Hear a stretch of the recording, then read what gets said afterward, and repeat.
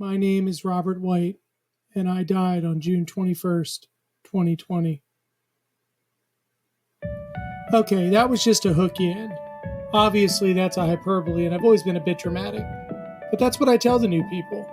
Anyone new to recovery, I tell them the same thing. You have to mentally kill your old self. You absolutely have to kill and bury them. And don't visit the gravesite. Leave it unmarked, because that person is now dead. That person can visit you in dreams, and believe me, they will. But to the waking world, that person is now dead. Starting recovery is the only time where you get to be the murderer and the victim.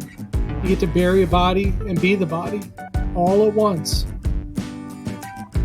It's funny, they call it your stop date, and I guess it is, but honestly, I just always looked at it as my start date. I started living on June 21st, 2020, and in order for this version of me to start living, the old one had to go. The old one had to die, and anyone new to recovery, believe me when I tell you, you have to do the same. There can't be two of you in the world. You have to pick one, the old or the new, and unfortunately, a lot of people try to make them coexist, and it doesn't work like that. So many compromises that people make. Us in recovery have heard them all. It's adorable listening to them. I'm only going to drink on weekends. I don't drink as much as my friend does, and the absolute Hall of Famer.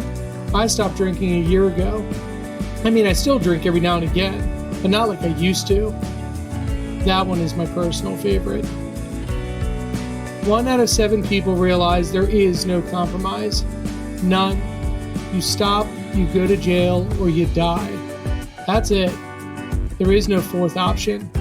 If you can figure one out, please let me know, because as best I know, it's not out there. 1 out of 7 people can successfully walk away from alcoholism and get on with their lives. 1 out of 7. Jesus, think about that. I think about it all the time. It plays on repeat in the back of my head daily. Statistically, 6 people had to die for me to get sober. 6 people kept compromising and making exceptions and denying and running, and it killed them. I try not to think about it. I tell my wife I don't think about it that much, but that's the only time I lie to her. I think about it all the time. This honestly, genuinely, almost killed me. I started drinking when I was 18 years old. It's funny because I've been to rehab 3 times, and I hear all these stories about people taking their first drinks at age 10 or 14, and I guess I was a late bloomer. But I'll tell you, I'm more than made up for it. A lot of drunks will tell you that they didn't know they would become alcoholics the first time they drank, and that it was gradual. Me? I knew the first time I got drunk in Ocean City that I was hooked. The first time I drank that peach schnapps and orange juice and I got drunk, I knew instantly, this is what I had been looking for. Then, like all the other drunks, you're basically just chasing that high for the rest of your life. I drank through my 20s and I knew I couldn't stop. I recognized early on I had a problem. It was all I looked forward to. Had some bad stuff happen to me in my late 20s, and that's when I turned pro. I really don't remember my 30s. I try not to think about it, but it really does bother me. I'll read posts on Facebook, memories from 14 years ago, and it's entirely hit or miss if I remember any of it.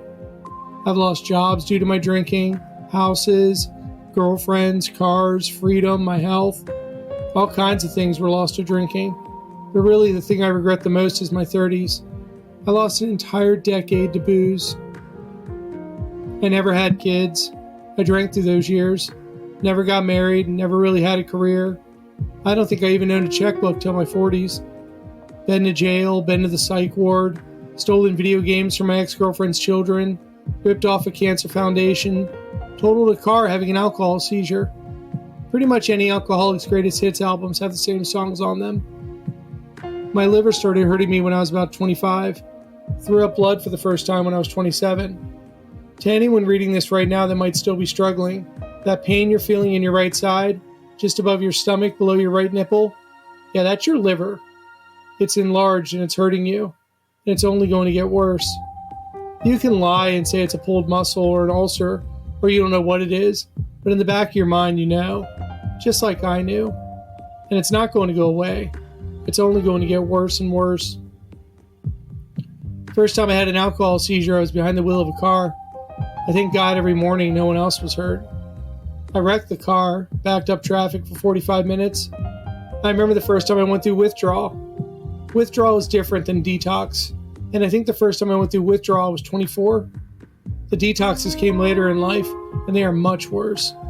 The hospital visits didn't start until my 30s, but once they did, I started raking up the frequent flyer miles. I can say with full confidence that by all accounts, I should not be alive right now. But I am, and 6 other people are dead. But this blog isn't about my war stories or about me feeling sorry for myself. I could fill up the internet talking about all the horrible things alcohol made me do and what I did for it. But there's no reason to anymore. I look back at all those things in memoriam because that person is dead. I killed him on June 21st. That was my stop date. That was my start date. This blog has a purpose. This blog isn't to talk about the guy who died on June 21st. It's to talk about the guy who was born. The guy who made an origami farm, complete with animals for his wife on their 1-year wedding anniversary. The guy who got flowers for Father's Day from his stepdaughter.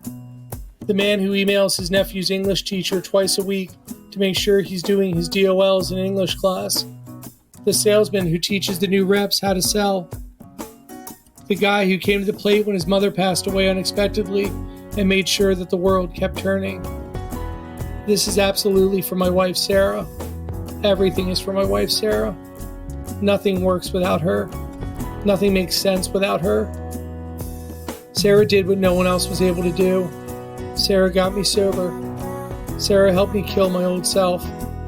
They told us in rehab that getting sober isn't just about stopping the drinking. It's about creating a life you don't want to escape from anymore. I tried my hardest to thank her in so many ways for giving me that life. All this stuff that I only dreamed about. I know it will never be enough, but I made a vow when I asked her to marry me. If you'll let me, I will rededicate the rest of my life to making the rest of yours better.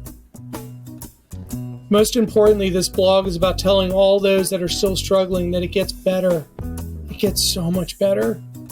If you're still in the middle of it now, I know it doesn't feel like it, but it gets better than you ever thought possible. You don't think it's going to? I remember. I felt the same way. I remember how it felt, but it does.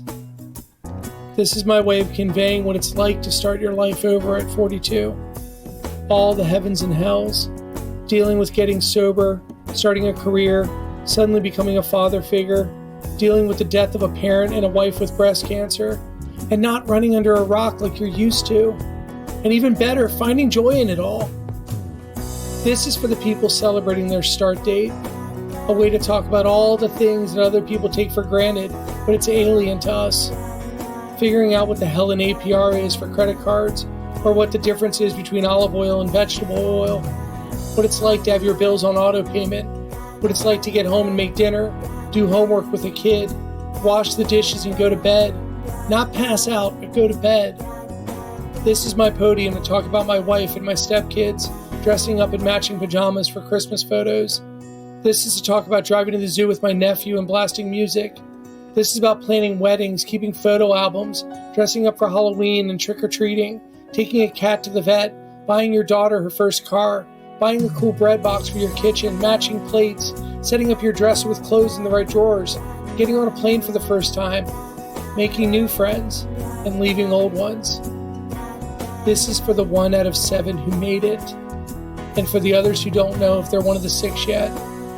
This is for me to pass along what doesn't work. Every blog to tell you my mistakes and what I learned. I can't always tell you what the right things are, but I can damn sure tell you what the wrong ones were. But I needed all those wrong things. I needed every single mistake. It all needed to happen exactly as it did, because it led me to this life, this world I live in, this perfectly, totally normal world.